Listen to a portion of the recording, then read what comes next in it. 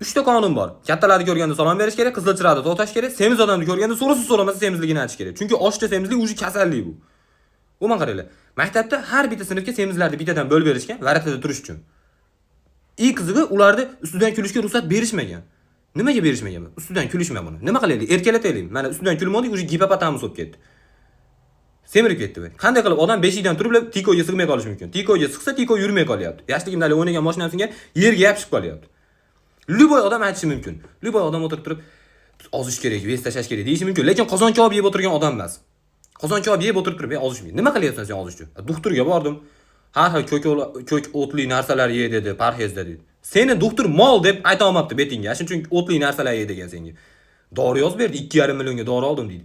2,5 millionlik narsani yeb qanday ozib ketmoqchisan sen? Yemasdan ozishni plan qilyapsan.